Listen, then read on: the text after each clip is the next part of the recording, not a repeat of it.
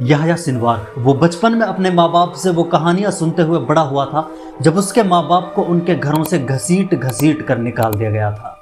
بچپن سے ہی اس بچے کے دل میں ان ظلم اور زیادتیوں کی چنگاریاں بھڑک رہی تھی اور پھر وہ اپنے دشمنوں کے لیے ایک بڑا عذاب بن گیا۔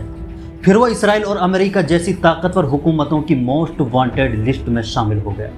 اسے کیوں خان یونس کا کسائی کہا جاتا تھا اور اس کی زندگی کے آخری لمحوں کو دیکھ کر دنیا کیسے حیران رہی۔ آج کے ویڈیو میں یحییٰ سنوار کی ایک عجیب و غریب اور دلچسپ زندگی کے بارے میں بات کرتے ہیں۔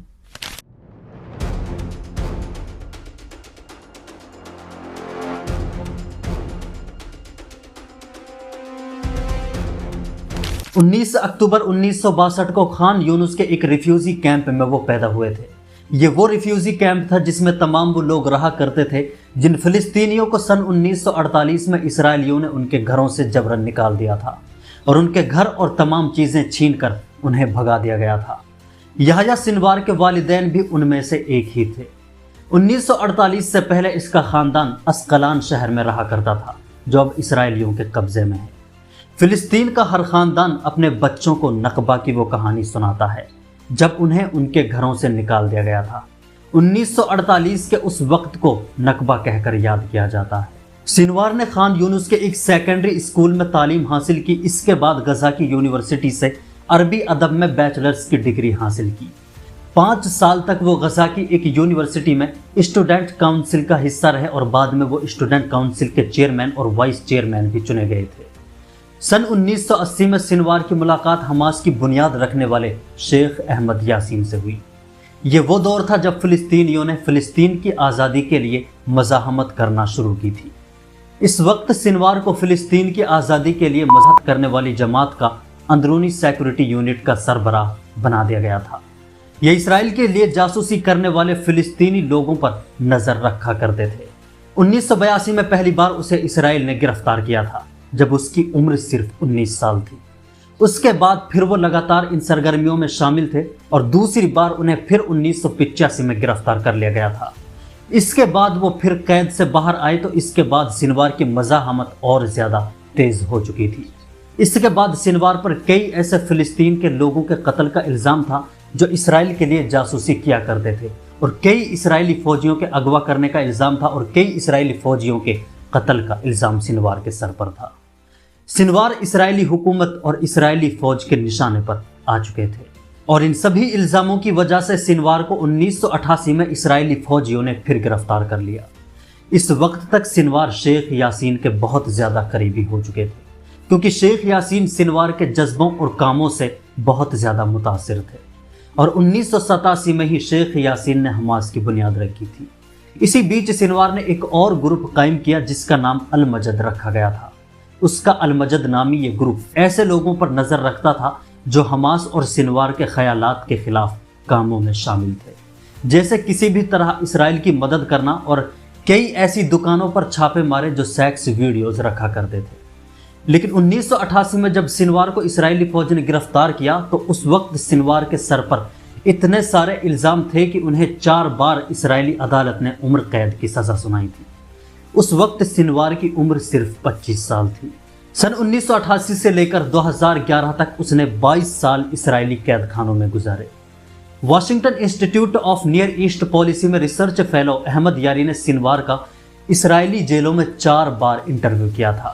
یاری ان کے بارے میں بتاتے ہیں کہ سنوار اس بات پر زور دیا کرتے تھے کہ اسرائیل تباہ کرنا ضروری ہے، فلسطین میں یہودیوں کے لیے کوئی جگہ نہیں۔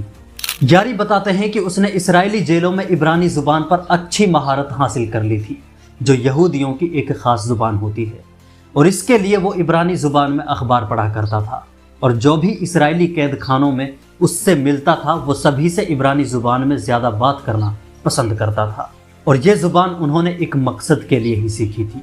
یاری سنوار کی شخصیت کے بارے میں بتاتے ہیں کہ وہ ایک جابر، دبدبے والا اور با اثر رہنما تھے جس کے پاس برداشت، چالاکی، ساز باز اور تھوڑے وسائل یعنی تھوڑی چیزوں پر گزارا کرنے کی صلاحیت موجود تھی۔ ان میں بھیڑ کی سربراہی کرنے کی بھی ایک اچھی صلاحیت موجود تھی کیونکہ وہ اسرائیلی جیلوں میں تمام قیدیوں کے رہنما کے طور پر رہا کرتا تھا۔ سنوار کے جو 22 سال اسرائیلی قید خانوں میں گزرے ان کی وجہ سے سنوار اسرائیلیوں کی تہذیب، ان کے کلچر ان کے رویے اور ان کی سمجھ بوجھ کو اور ان کی ہر ایک چیز کو اچھی طرح سمجھ چکے تھے، اور یہ 22 سال کا تجربہ ان کے پاس وہ تھا جس کی وجہ سے اس نے پورے اسرائیل کی ناک میں دم کر کے رکھ دیا۔ 22 سال اسرائیلی قید خانوں میں گزارنے کے بعد سن 2011 میں سنوار اسرائیلی قید خانوں سے باہر نکل چکے تھے۔ 2011 میں سنوار اسرائیلی گرفت سے ایک معاہدہ یعنی ایک کانٹریکٹ پر رہا ہوئے تھے۔ دراصل 25 جون سن 2006 کو صبح 5:30 بجے کے قریب حماس نے اسرائیلی فوج پر حملہ کر دیا تھا، جس میں گلاد شالیت نام کے ایک اسرائیل ڈیفنس فورس کے فوجی کو گرفتار کر لیا گیا تھا۔ اسے 5 سال تک حماس نے اپنے پاس اغوا کر کے رکھا تھا، اور اسی کی رہائی کے بدلے سن 2011 میں اسرائیل کو اپنی قید سے 1028 فلسطینی اور اسرائیلی عرب قیدیوں کو رہا کرنا پڑا۔